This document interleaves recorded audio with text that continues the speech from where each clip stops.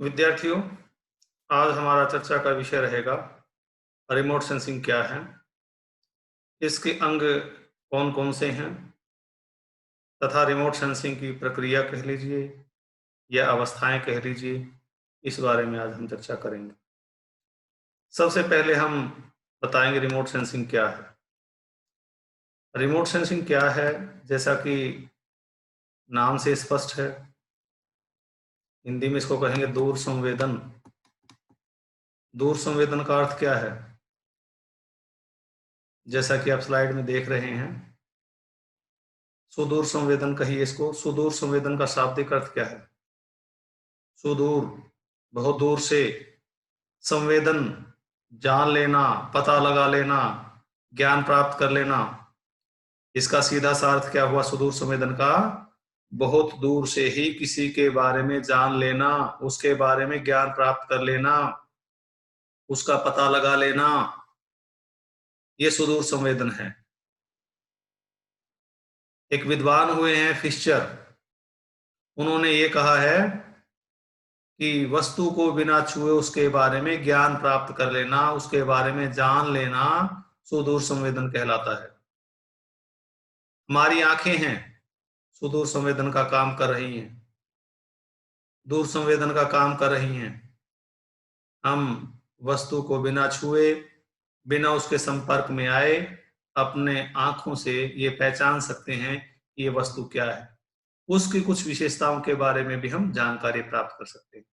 तो सीधी सी बात है, सुदूर संवेदन का अर्थ सीधा सा ये हुआ कि वस्तु के बिना संपर्क में आए, वस्तु को बिना छुए, उसके बारे में जान लेना, उसके बारे में ज्ञान प्राप्त कर लेना, सुदूर संवेदन कहलाता है।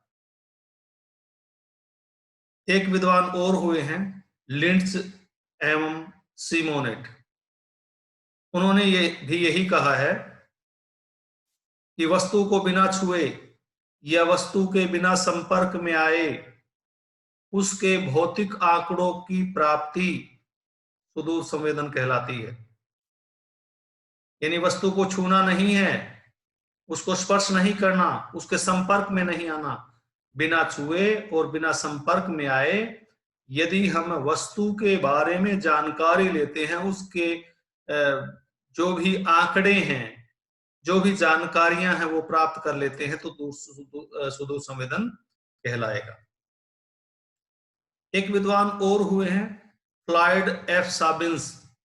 उसने ये कहा है कि सुदूर संवेदन से अभिप्राय उन विधियों से है, इन विधियों से आगे वो बता रहा है, जिसमें लक्ष्यों को पहचानने, उनके लक्षणों को मापने के लिए विद्युत चुंबकीय ऊर्जा का उपयोग किया जाता है। दोबारा फिर सुन लीजिए, सुदूर संवेदन से अभिप्राय उन विधियों से है, किन विधियों से आगे बता रहा हूं, वो किन विधियों से? उन विधियों से जिसमें लक्ष्यों को पहचानने, लक्ष्य क्या है, लक्षण क्या है, लक्ष्यों को पहचाने, लक्ष्य क्या है, यानी जिसकी भी आप जानकारी चाह रहे हैं वो लक्ष्य है। मान लीजिए आपके गांव का, आपके मकान का, आपके कॉलेज का हम ऊपर से कोई ना कोई फोटोग्राफ ले रहे हैं या कैमरे से कोई फोटोग्राफ ले रहे हैं, तो वो हुआ लक्ष्य।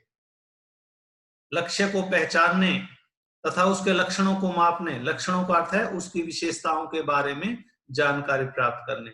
आपका कॉलेज है मान लीजिए, तो आपके कॉलेज के लक्षण क्या है? आपके कॉलेज में पार्क है, आपके कॉलेज में बिल्डिंग है, आपके कॉलेज में साइकिल स्टैंड है, आपके कॉलेज में चार दीवारी है। तो ये हुए उसके लक्षण, ये हुई इसकी विशेषताएं। यानी ऐसी विधियां जिसमें ऑब्जेक्ट को पहचानने, ऑब्जेक्ट मैंने बता ही दिया, वो खेत हो सकता है, वो गांव हो सकता है, वो नगर हो सकता है, वो आपका महाविद्यालय हो सकता है। ये हुआ लक्ष्य। और उसके लक्षणों को मापने, यानी उस लक्ष्य की विशेषता क्या क्या है। मान लीजिए आपका कॉलेज है, आपके कॉलेज की क्या क्या विशेषताएं हैं, कुछ भौतिक विशेषताएं जो आपको दिखाई देती हैं, तो वो उसके लक्षण हुए। यानी उन दूर संवेदन से अभिप्राय उन विधियों से है जिसमें लक्ष्यों को पहचानने और उसके लक्षणों को मापने के लिए विद्युत चुंबकीय ऊर्जा का उपयोग किया जाता है। विद्युत चुंबकीय ऊर्जा के बारे में अलग से भी अध्याय है। विद्युत चुंबकीय ऊर्जा के फिर भी मैं रूप बता देता हूं, जैसा कि गामा रे है, एक्सरे है, पैराबैंगनी किरणें हैं, दृश्य किरणें हैं, अवरक्त किरणें हैं, रेडियो तरंगे हैं, लघु तरंगे हैं, ये सारे के सारे विद्युत चुंबकीय ऊर्जा का रूप है। मुझे लगता है क्लियर हो गया होगा। इसमें सीधी सी बात है भाई कि वस्तु को बिना छुए, वस्तु के बिना संपर्क में आए, उसके बारे में जान लेना, उसके बारे में ज्ञान प्राप्त कर लेना, उसकी विशेषताओं को जान लेना या उसके आंकड़े प्राप्त कर लेना सुदूर संवेदन कहलाता है। यानी वस्तु को छूना नहीं है, उस को स्पर्श नहीं करना। हमारी आंखें हैं, हमारी आंखें यही तो काम कर रही हैं। आप महाविद्यालय में आते हैं, क्या महाविद्यालय को आप स्पर्श करके देखते हैं? नहीं। आपको अपनी आंखों के माध्यम से पता चल जाता है कि आपके महाविद्यालय में पार्क कहाँ है, आपके महाविद्यालय में बिल्डिंग कितनी ऊंची है, आपके महाविद्यालय का द्वार कहाँ है, आपके कक्ष कहाँ है। तो ये सारी की सारी जानकारियां आप बिना क्लासरूम्स को छुए, बिना महाविद्यालय की वस्तुओं को छुए प्राप्त कर लेते हैं। तो ये सुदूर संवेदन का ही एक प्रकार है। और अगर थोड़ी सी टेक्निकल परिभाषा में जाएं, उसमें जैसा कि मैंने कहा था कि वस्तु को बिना संपर्क में आए, यानी जो टेक्निकल परिभाषा है वो फ्लाइड एंड एफ साबिन्स की है। उसने कहा है सुदूर संवेदन से अभिप्राय हमारा उन विधियों से है, इन विधियों से जिसमें लक्ष्यों को पहचानने और उसके लक्षणों को मापने के लिए विद्युत चुंबकीय ऊर्जा का उपयोग होता है। लक्ष्य क्या बताया? जिसकी आप फोटोग्राफ ले रहे हैं या जिसकी आप डिजिटल आंकड़े ले रहे हैं, वो लक्ष्य है। आपका खेत लक्ष्य हो सकता है, आपका गांव लक्ष्य हो सकता है, आपका भवन कोई लक्ष्य हो सकता है। और उसके लक्षणों का अर्थ है उसकी विशेषताओं के बारे में जानकारी लेना। यानी सुदूर संवेदन से अभिप्राय उन विधियों से है जिसमें लक्ष्यों को मापने, उसके लक्ष्यों को पहचानने और उसके लक्षणों को मापने के लिए विद्युत चुंबकीय ऊर्जा का हम उपयोग करते हैं। विद्युत चुंबकीय ऊर्जा के अनेक रूप हैं। गामा रे है, एक्सरे है, पैराबैंगनी किरणें हैं, दृश्य किरणें हैं, अवरक्त किरणें हैं, रेडियो तरंगे हैं, लघु तरंगे हैं। ये सारे के सारे विद्युत चुंबकीय ऊर्जा के रूप हैं। आगे है सुदूर संवेदन के अंग कौन कौन से हैं?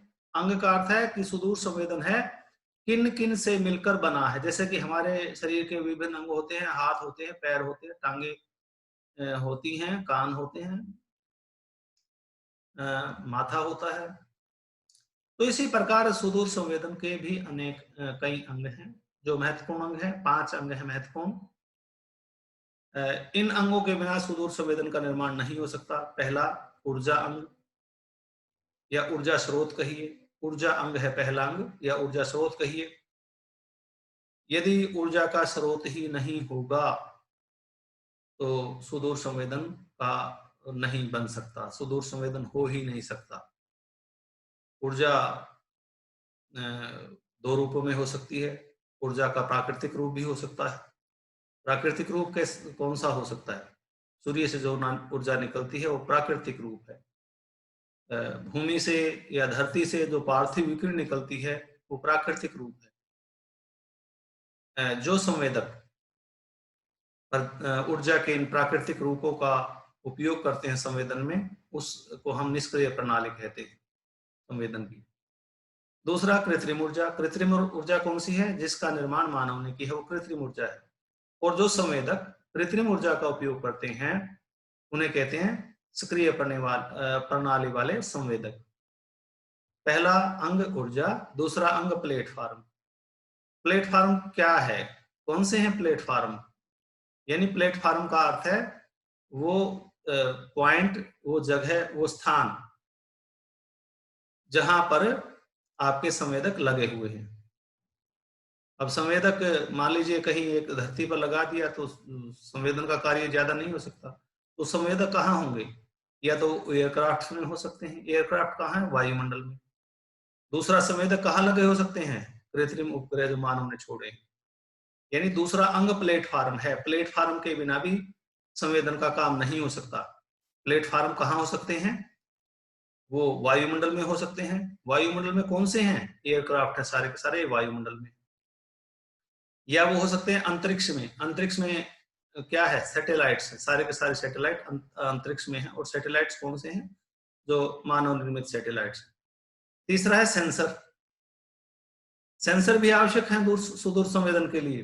सेंसर के बिना भी काम नहीं चलेगा। सेंसर क्या काम करता है? जो इलेक्ट्रोमैग्नेटिक रेडिएशंस सेंसर के पास जाती है वो उसको डिटेक्ट करता है, और जो EMR है उसको कोलेक्ट करता है। सेंसर के दो काम हैं। सेंसर कहाँ लगे हैं? प्लेटफॉर्म पर। सेंसर के काम क्या है? टू डिटेक्ट EMR, यानी EMR को डिटेक्ट करना, और दूसरा जो EMR सेंसर के पास आई है उसको उसको इकट्ठा करना, ये सेंसर के काम है। आगे है प्रोसेसिंग। प्रोसेसिंग में क्या होता है? Handling of data. डेटा को हैंडल करते हैं हम प्रोसेसिंग में। हैंडलिंग में क्या है?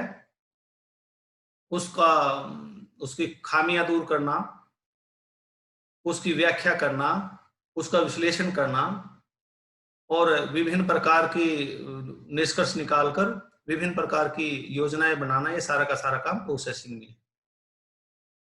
यानी प्रोसेसिंग में जो भी आपके पास आंकड़े उपलब्ध हो गए उसकी खामियां दूर करके उनको है क्या, उनका विश्लेषण करना, उसके बारे में जानकारी प्राप्त करना, और बाद में कोई ना कोई निष्कर्ष पर पहुंचकर भावी योजनाएं बनाना, ये सारा का सारा प्रोसेसिंग में आता है। पांचवा अंग है ऑर्गेनाइजेशन। ऑर्गेनाइजेशन के बिना भी काम नहीं चलेगा। क्यों काम नहीं चलेगा? ऑर्गेनाइजेशन का अर्थ है संगठन।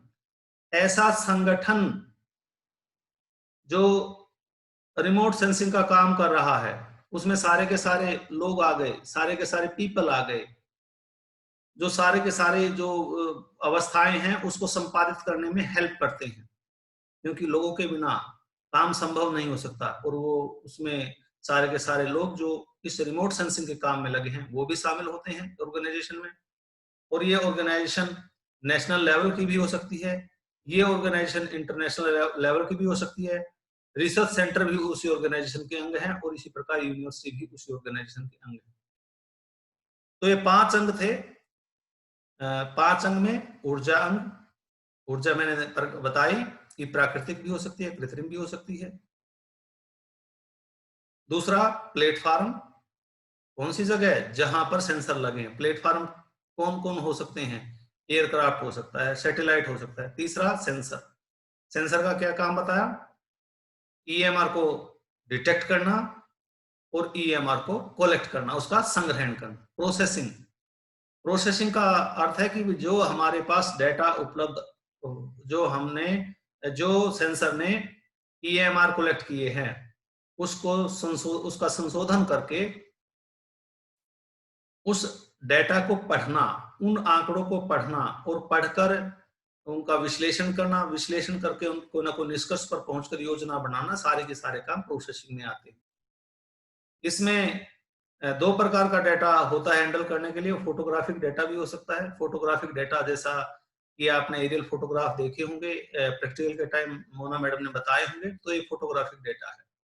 डिजिटल डेटा वो आपने अभी देखे नहीं है, और ये बड़ी क्लासेस में आएंगे जब भी आप जाओगे। ये सारा का सारा काम जो डिजिटल डेटा का जो प्रोसेसिंग है, सारा का सारा काम कंप्यूटर में बेस्ड सॉफ्टवेयर द्वारा होता है। ऑर्गेनाइजेशन में वो सारे के सारे लोग जो इस कार्य में लगे हैं वो सारे के सारे ऑर्गेनाइजेशन में आते हैं। यानी रिमोट सेंसिंग की जो भी स्टेजेस हैं, जो भी अवस्थाएं हैं, उन अवस्थाओं में सारा का सारा कार्य संपादित करने के लिए जितने भी लोग लगे हैं या जितनी भी संस्थाएं लगी हैं वो सारे के सारे ऑर्गेनाइजेशन में आएंगे। और ये ऑर्गेनाइजेशन नेशनल इंटरनेशनल लेवल की हो सकती हैं। रिसर्च सेंटर भी इसी ऑर्गेनाइजेशन का अंग है, और यूनिवर्सिटीज जो इस काम में लगी हैं वो भी इसी के अंतर्गत आती है। आगे हम चर्चा करते हैं जो रिमोट सेंसिंग है उसकी स्टेजेस कौन कौन सी है, या अवस्थाएं कह लीजिए, प्रक्रियाएं कह लीजिए, स्टेजेस कह लीजिए, बात एक ही है। स्टेजेस का सीधा सा अर्थ है जैसे कि आपके जीवन की स्टेजेस होती हैं उसी के साथ उसका आप कंपैरिजन कर सकते हैं। जैसे कि बच्चा जन्म लेता है और जब वृद्ध होकर वो मृत अवस्था को प्राप्त हो जाता है, तो देखिए आप किन किन स्टेजेस से वो गुजरता है। छोटा बच्चा होता थोड़ा सा और बड़ा हो जाता है, स्कूल गोइंग हो जाता है, किशोर हो जाता है, कॉलेज में जाने लगता है, उसके बाद मैरिज हो जाती है, घर गृहस्थी हो जाती है, आगे फिर जनरेशन हो जाती है, फिर वो वृद्ध हो जाता है। यानी स्टेजेस का सीधा सा अर्थ आप ये समझिए कि आरंभ से लेकर अंत तक दूर सुदूर संवेदन में क्या क्या होता है, कैसे कैसे प्रोसेस हैं, आरंभ कहां से होगा सुदूर संवेदन के काम का और अंत कहां तक होगा, सीधे से रूप में इसमें ये समझिए। लाइव एग्जांपल देके मैंने समझाया है। 9 स्टेजेस इसकी हैं मुख्य रूप से। और जो पहली स्टेज है, साइड में लिखा है पॉइंट, देखिए तिरछा लिखा है, ऊर्जा का स्रोत से निकलना, यानी ये सबसे पहली स्टेज है, ऊर्जा का स्रोत से निकलना। पहली स्टेज ऊर्जा का स्रोत से निकलना। ऊर्जा का होना या उसका स्रोत से निकलना बहुत जरूरी है, इसके बिना सुदूर संवेदन का काम नहीं हो सकता। यही प्रथम चरण है। आवश्यक क्यों है? क्योंकि, और जैसे कि ये दिखाया जा रहा है, सन है ऊपर लिखा है ईएमआर, ईएमआर इलेक्ट्रोमैग्नेटिक रेडिएशन, ऊपर दाएं तरफ सैटेलाइट बनाया है। फिर नीचे देखिए एटमॉस्फेयर लिखा है, एटमॉस्फेयर में एयरक्राफ्ट एक जगह दिखाया गया है। यानी ईएमआर या ऊर्जा या तो वो सैटेलाइट से निकलकर धरती पर जाएगी, या फिर एयरक्राफ्ट से निकलकर धरती पर जाएगी, या सूर्य से निकलकर धरती पर जाएगी। सूर्य प्राकृतिक रूप है ऊर्जा का, और सैटेलाइट है और एयरक्राफ्ट है वो वस्तुतः कृत्रिम ऊर्जा का उपयोग करते हैं। तो ऊर्जा का आवश्यक, ऊर्जा अंग आवश्यक क्यों है, ऊर्जा क्यों जरूरी है? क्योंकि ऊर्जा जब तक धरती पर नहीं पहुंचेगी वो ऑब्जेक्ट प्रकाशयुक्त नहीं हो सकता, और जब तक ऑब्जेक्ट प्रकाशयुक्त नहीं हो सकता सुदूर संवेदन का काम नहीं हो सकता। यानी ऊर्जा की आवश्यकता क्यों है? ऊर्जा की आवश्यकता इसलिए है ताकि हम ऑब्जेक्ट्स को प्रकाशयुक्त कर सकें। छोटा सा मैं एग्जांपल देता हूं। यहां अंधेरा है,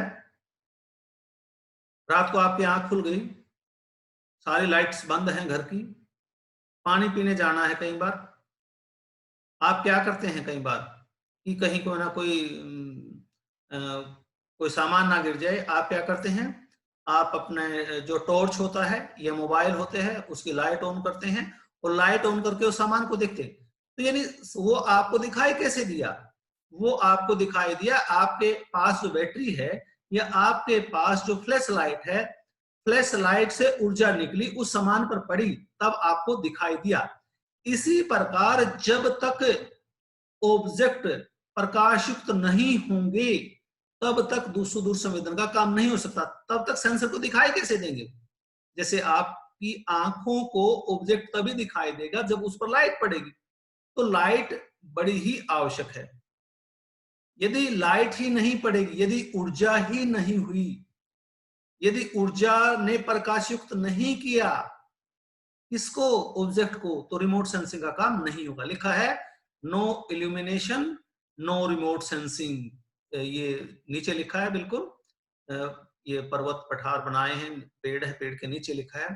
तो जैसा कि मैंने बताया, ऊर्जा 2 प्रकार की हो सकती है। वो प्राकृतिक ऊर्जा भी हो सकती है और वो कृत्रिम ऊर्जा भी हो सकती है। पहले भी आ चुका है। प्राकृतिक ऊर्जा कौन सी होती है? सौर विकिरण प्राकृतिक ऊर्जा का रूप है। पार्थिव विकिरण, पार्थिव विकिरण का अर्थ है जो धरती से विकिरण निकलती है, वो भी प्राकृतिक ऊर्जा का रूप है। और जो संवेदक इस प्राकृतिक ऊर्जा का उपयोग करते हैं सुदूर संवेदन के काम में, उन्हें कहते हैं हम निष्क्रिय प्रणाली वाले संवेदक। कृत्रिम ऊर्जा कौन सी होती है? जो मानव ने बनाई है वो कृत्रिम ऊर्जा है, और जो संवेदक कृत्रिम ऊर्जा का उपयोग करते हैं उन्हें कहते हैं हम सक्रिय प्रणाली वाले संवेदक। अब प्रश्न ये है कि संवेदकों में कृत्रिम ऊर्जा की जरूरत क्यों है? जब परमपिता परमात्मा ने बहुत सारे सौर विकिरण हमें दिया है, पार्थिव विकिरण दिया, क्यों जरूरत पड़ी मानव को ऊर्जा, कृत्रिम ऊर्जा उत्पन्न करने की? क्यों? क्योंकि प्राकृतिक ऊर्जा हर समय उपलब्ध नहीं होती। सूर्य रात को नहीं होता, आप जानते हो। अगर सूर्य रात को होता तो अंधेरा अंधेरा क्यों होता और आपको सारी की सारी चीजें दिखाई देती। पहले जो प्राकृतिक ऊर्जा है हर समय उपलब्ध नहीं होती, और न केवल हर समय उपलब्ध नहीं होती, इसके अलावा उसकी उपलब्धता में भी समय के साथ अंतर होता जाता है। धुंध का मौसम है, वर्षा का मौसम है, बादल छाए हुए हैं, तो प्राकृतिक ऊर्जा उस समय कम उपलब्ध होती है। तो ऐसी स्थिति में सुदूर संवेदन का काम अबाध रूप से चलता रहे, तो इसलिए मानव ने कृत्रिम ऊर्जा का निर्माण कर लिया।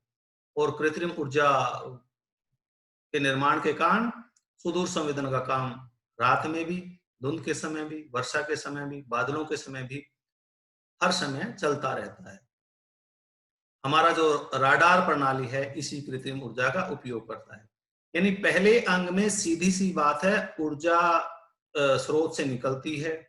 ऊर्जा का स्रोत से निकलना जरूरी क्यों है? वो इसलिए जरूरी है कि जब तक ऊर्जा स्रोत से निकलकर ऑब्जेक्ट को प्रकाशयुक्त नहीं करेगी, सुदूर संवेदन का काम हो ही नहीं सकता। मैंने आपको एग्जांपल दिया था अभी थोड़ी देर पहले कि भाई अंधेरे में आप फ्लैश लाइट जगाते हैं मोबाइल की या बैटरी लेकर चलते हैं, बैटरी जो आपको देखना होता है ऑब्जेक्ट उस पर आप फ्लैश मार लगाते हैं बैटरी की या मोबाइल की, तब आपको दिखाई देती। कैसे दिखाई दी? वो ऑब्जेक्ट प्रकाशित हुआ तब ही आपको दिखाई दी। इसी प्रकार जब तक चाहे वो ऊर्जा का स्रोत चाहे सूर्य हो, चाहे पृथ्वी हो, चाहे सैटेलाइट हो, चाहे कोई एयरक्राफ्ट हो, जब तक स्रोत से ऊर्जा निकलकर ऑब्जेक्ट को प्रकाशित नहीं करेगी, सुदूर संवेदन का काम नहीं हो सकता। सीधी सी बात है, no illumination, no remote sensing, प्रकाशित नहीं है ऑब्जेक्ट तो सुदूर संवेदन का काम नहीं हो सकता।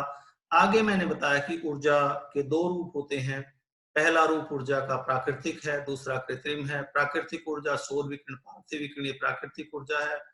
और जो संवेदक इस प्राकृतिक ऊर्जा का उपयोग करते हैं उसे निष्क्रिय प्रणाली वाले संवेदक कहा जाता है। दूसरा कृत्रिम ऊर्जा बताई मैंने।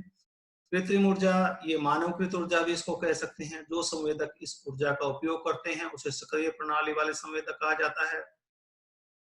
इसके पश्चात मैंने आप लोगों को ये बताया था कि संवेदकों में कृत्रिम ऊर्जा डालने की जरूरत क्यों पड़ी, जबकि हमारे पास सूर्य इतना बड़ा ऊर्जा का भंडार है, उसी से हमने क्यों नहीं ले ली हर समय। और सीधी सी बात है कि जो प्राकृतिक ऊर्जा हर समय उपलब्ध नहीं होती और हर समय समान रूप से उपलब्ध नहीं होती। जिस दिन धूप निकली होगी उस दिन ऊर्जा की मात्रा कुछ और होगी, बादलों के समय कुछ और होगी, रात्रि के समय कुछ और होगी। तो ऐसी स्थिति में संवेदन का काम में व्यवधान उत्पन्न हो सकता है। और इन हालातों को देखते हुए मानव को कृत्रिम ऊर्जा का आविष्कार करना पड़ा। कृत्रिम ऊर्जा संवेदकों में उपयोग में मानव लाया। राडार है, इसी ऊर्जा का उपयोग करते हैं, इसीलिए वो दिन हो, रात हो, धुंध हो, वर्षा हो, बादल हो, हर समय काम में लगे रहते हैं। दूसरा जो अंग है इसका सुदूर संवेदन का, या प्रक्रिया कहिए या दूसरी स्टेज कहिए, transmission of EMR and it's interaction with atmosphere.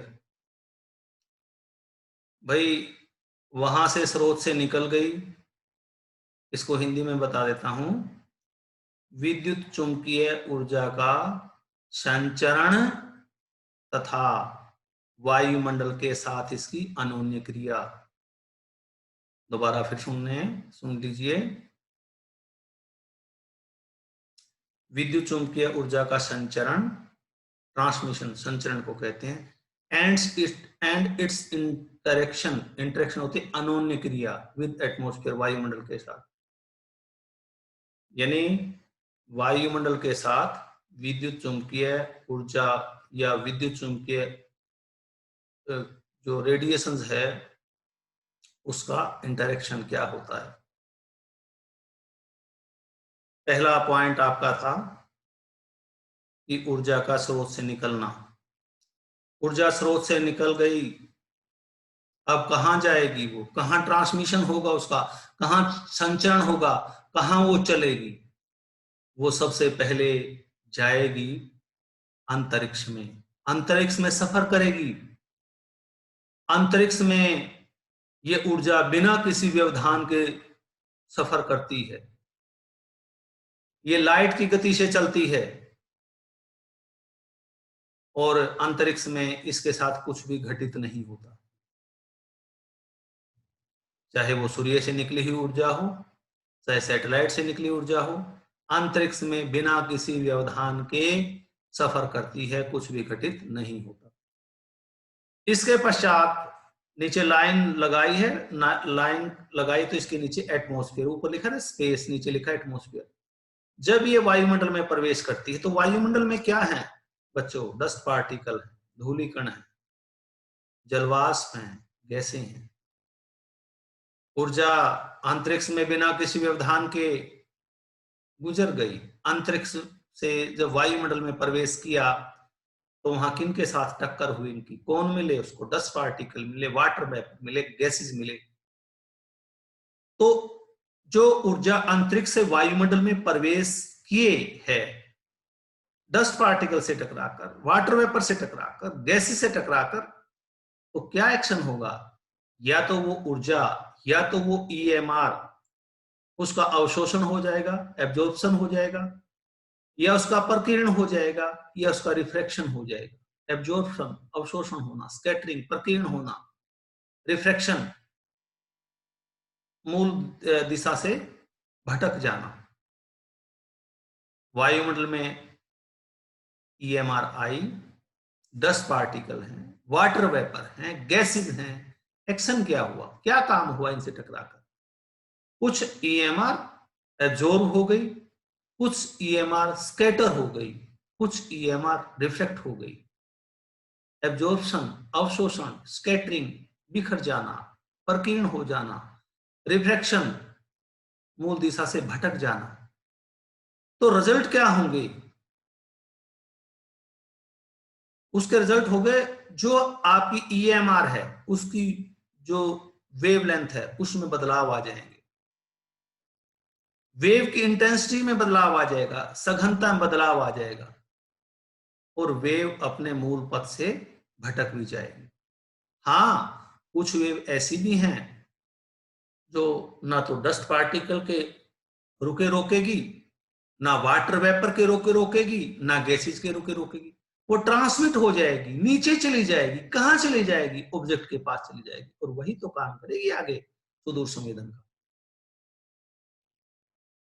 तो विद्यार्थियों, अब जब डस्ट पार्टिकल के कारण, वाटर वेपर के कारण, गैसेज के कारण, या तो उनका अवशोषण हो गया, या जिनका स्कैटर हो गई, या जो जिनकी रिफ्रैक्शन हो गई, वहां पर सुदूर संवेदन का काम नहीं होगा, ऑलमोस्ट नहीं होगा। अवशोषण हो गई। अवशोषण का अर्थ है भाई वायुमंडल में जो धूलिकण है, जलवाष्प है, उसने उसको खा लिया। जब ऑब्जेक्ट के पास पहुंचे नहीं तो वो काम कैसे करेगी? या स्कैटर हो गई, या रिफ्लेक्ट होकर वापस ही चली गई अंतरिक्ष में, धूलिकणों से टकराई, रिफ्लेक्ट होकर वापस चली गई, तब भी काम नहीं होगा। यानी अवशोषण की स्थिति में कोई काम नहीं होगा रिमोट सेंसिंग का। अवशोषण कहिए, या रिफ्रैक्शन कहिए, या स्कैटर कहिए, या एटमॉस्फेयर से ही उसका परावर्तन होना कहिए, एटमॉस्फेयर से वापस लौट के चलेगी, तो ऐसी स्थिति में सुदूर संवेदन का काम नहीं होगा। सुदूर संवेदन का काम कब होगा? जब ईएमआर डस्ट पार्टिकल को पार करते हुए, वाटर वेपर को पार करते हुए, गैसेस को पार करते हुए सीधा का सीधा ट्रांसमिट हो जाएगी, उसका अवशोषण नहीं होगा, वो धरती पर पहुंच जाएगी। और ट्रांसमिशन के कारण ही रिमोट सेंसिंग संभव है। यानी फेवरेबल है ट्रांसमिशन, फेवरेबल है रिमोट सेंसिंग के लिए, ट्रांसमिशन ही फेवरेबल है।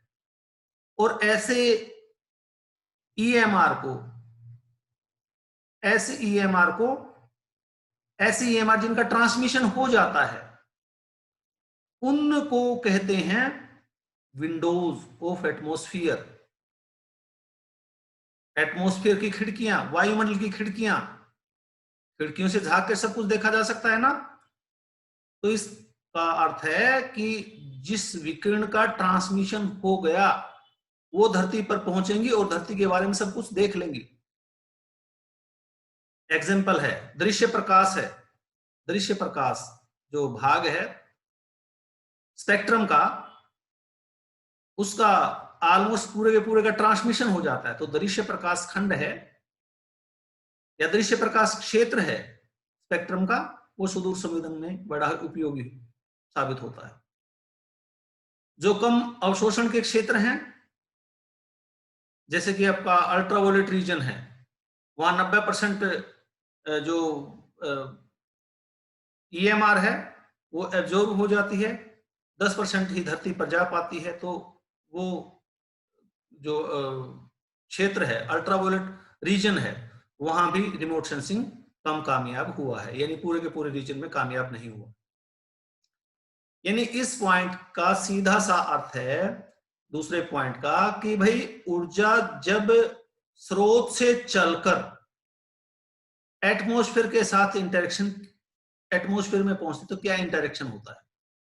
पहला पॉइंट क्या था, ऊर्जा निकल पड़ी स्रोत से। दूसरा पॉइंट, स्रोत से निकल तो पड़ी, कहां जाएगी वो, उसका संचरण कहां होगा और किसके साथ लड़े झगड़ेगी, एटमॉस्फेयर के साथ क्या होगा। इसमें सीधी सी बात है कि जब ईएमआर स्पेस में होती है, चाहे वो सैटेलाइट से निकले चाहे वो सूर्य से निकले, तो ईएमआर प्रकाश की गति से चलती है और अंतरिक्ष में कुछ भी घटित नहीं होता। परंतु जो ही वह वायुमंडल में प्रवेश करती है तो घटनाएं क्या हो सकती हैं, या तो उसका अवशोषण हो जाएगा डस्ट पार्टिकल के कारण, वाटर वेपर के कारण, गैसेस के कारण, या वो स्कैटर हो जाएगी या रिफ्लेक्शन हो जाएगी, या वो रिफ्लेक्ट हो जाएगी या ट्रांसमिट हो जाएगी। ट्रांसमिट करता धरती पर ऑब्जेक्ट के पास चली जाना। और इन डस्ट पार्टिकल के कारण, वाटर वेपर के कारण, गैसेस के कारण जो आपकी वेव्स होती हैं, जो आपकी ईएमआर होती है, उनकी वेवलेंथ में भी बदलाव आ जाता है, उनकी जो सघनता है उसमें बदलाव आ जाता है, या वो अपने मूल पथ से भटक जाती है।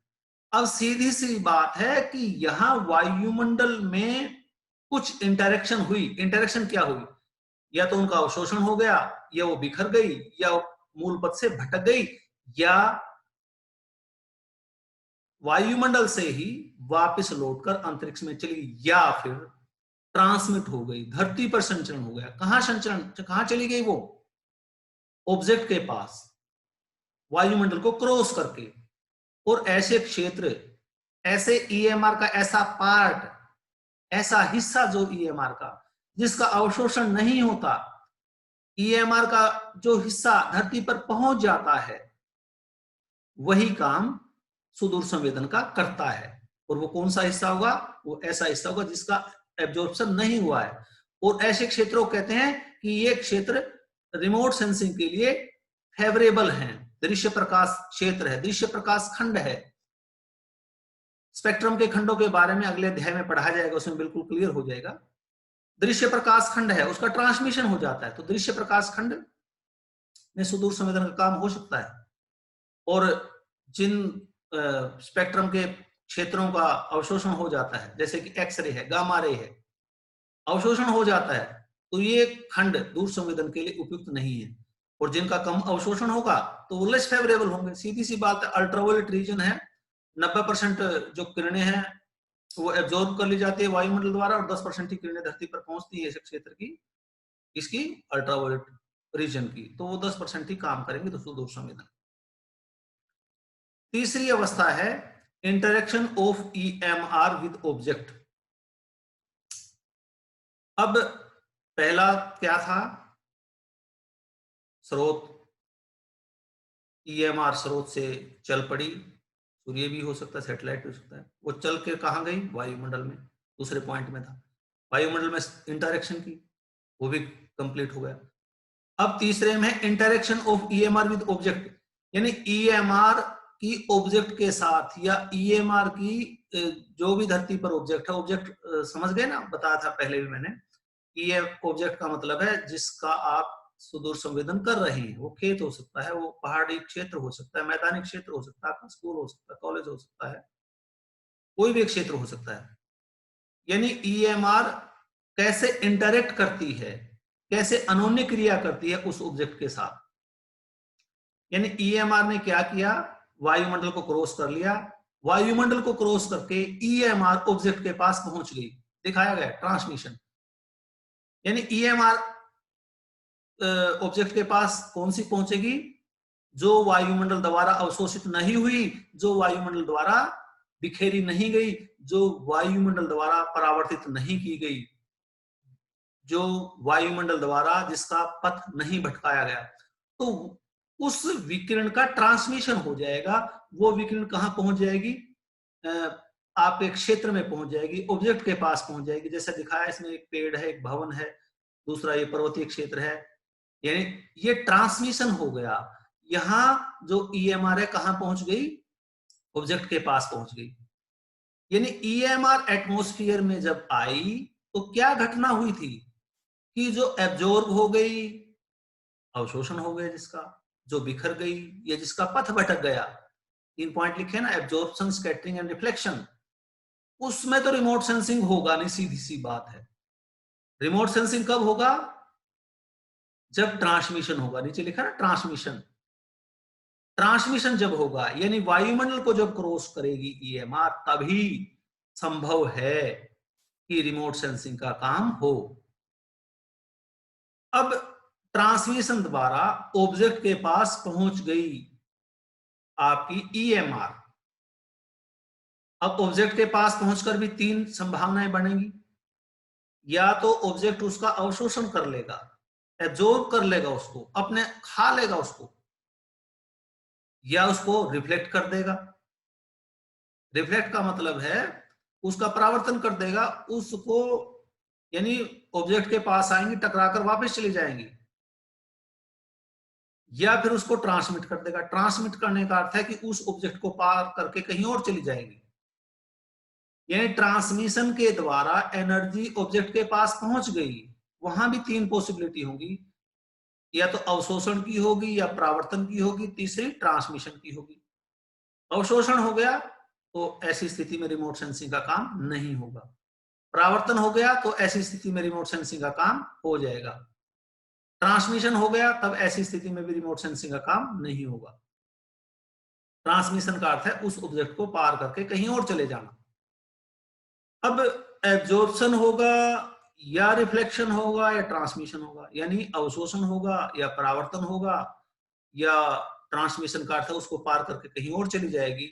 ये सारा का सारा डिपेंड करता है कि वेव की लंबाई कितनी है, यानी वेवलेंथ क्या है, और जो मटेरियल है उसका, ऑब्जेक्ट है जो, उसका मटेरियल क्या है। यानी तीसरे पॉइंट में हम ये बताने की कोशिश कर रहे हैं, जो ईएमआर वायुमंडल को क्रॉस करके धरती पर आ गई, ऑब्जेक्ट के पास आ गई, तब उसके साथ क्या इंटरेक्शन होगा। इसमें सीधी सी बात है कि भाई ईएमआर ने जब वायुमंडल में प्रवेश किया, कुछ ईएमआर एब्जॉर्ब हो गई, स्कैटर हो गई, रिफ्लेक्शन हो गई, वहां तो रिमोट सेंसिंग होगा नहीं, सीधी सी बात। हाँ, जो ईएमआर वायुमंडल को क्रॉस करके, ट्रांसमिशन होके या क्रॉस करके कह लीजिए, ऑब्जेक्ट के पास पहुंच जाएगी, तब रिमोट सेंसिंग का काम होगा। हाँ, और ऑब्जेक्ट के पास पहुंचकर भी 3 काम होंगे, या तो ऑब्जेक्ट उसका अवशोषण कर लेगा, या ऑब्जेक्ट उसको का रिफ्लेक्शन कर दे, रिफ्लेक्ट कर देगा उसको, या उसका ट्रांसमिशन कर देगा। एब्जॉर्ब, अवशोषण कर लेना, रिफ्लेक्शन, परावर्तन हो जाना, उसको वापस लौटा देना, ट्रांसमिशन यानी उस ऑब्जेक्ट को क्रॉस करके कहीं और चले जाना। सुदूर संवेदन का काम कब होगा, एब्जॉर्प्शन में नो रिमोट सेंसिंग, ट्रांसमिशन में नो रिमोट सेंसिंग, रिफ्लेक्शन में रिमोट सेंसिंग का काम होगा। अब ऑब्जेक्ट से का, ऑब्जेक्ट ईएमआर को एब्जॉर्ब करेगा, या उसका रिफ्लेक्ट करेगा, या उसको ट्रांसमिशन करेगा, ये सारी की सारी डिपेंड करती है वेवलेंथ और मटेरियल ऑफ ऑब्जेक्ट के ऊपर। अब चौथा पॉइंट है, again interaction of EMR with atmosphere. Object के पास चली गई, तीसरे पॉइंट में ऑब्जेक्ट के पास जाके कुछ वापस भी तो आएगी, कौन सी आएगी? जो परावर्तित हुई थी वो आएगी, वो आएगी। फिर एटमॉस्फेयर बैठा है रास्ते में, एटमॉस्फेयर क्या करेगा? फिर अगेन वही काम होगा, जो ऑब्जेक्ट से टकराकर वापस आ रही है अंतरिक्ष में, या तो वो स्कैटर होगी एनर्जी, या उसका एब्जॉर्प्शन होगा, या रिफ्लेक्शन होगा, या उसका ट्रांसमिशन होगा। ट्रांसमिशन होने के बाद या तो वो सैटेलाइट के पास पहुंचेगी या एयरक्राफ्ट के पास पहुंचेगी। हाँ, जिसका ट्रांसमिशन होगा केवल वही किरणें काम आएंगी रिमोट सेंसिंग में। यानी इस पॉइंट में सीधी सी बात यह है कि भाई जब ऑब्जेक्ट के पास एनर्जी चली गई और उससे रिफ्लेक्ट होकर वापस आ गई, तो फिर वायुमंडल के साथ इंटरेक्शन होगा। क्यों? वायुमंडल को क्रॉस करना है। वायुमंडल को क्यों क्रॉस करना है? क्योंकि सैटेलाइट है, अंतरिक्ष में है, या एयरक्राफ्ट है, वायुमंडल के ऊपरी परतों में, धरती से काफी ऊपर है। जब ऑब्जेक्ट से परावर्तित होकर एनर्जी पुनः वायुमंडल में आई, तो वहां घटनाएं होंगी, स्कैटरिंग की होंगी, एब्जॉर्प्शन की होंगी, रिफ्लेक्शन की होंगी। तो ऐसी स्थिति में रिमोट सेंसिंग का काम नहीं होगा। जिस विकिरण का स्कैटर हो जाएगा, रिफ्लेक्शन हो जाएगा। हाँ, रिमोट सेंसिंग का काम की स्थिति में होगा जब वो ईएमआर जो वायुमंडल को के व्यवधानों को क्रॉस करती हुई सैटेलाइट के पास पहुंच जाएगी या एयरक्राफ्ट के पास पहुंच जाएगी, तब रिमोट सेंसिंग का काम हो जाएगा। नेक्स्ट पॉइंट है recording of EMR with recording of EMR by sensor. ये इसके बाद के पॉइंट अगले लेक्चर में लेंगे, क्योंकि लेक्चर काफी लंबा हो जाएगा। ऐसी स्थिति में विद्यार्थी कई बार तंग हो जाते हैं लेक्चर सुनते सुनते, तो ये हम नेक्स्ट लेक्चर में आपको देंगे।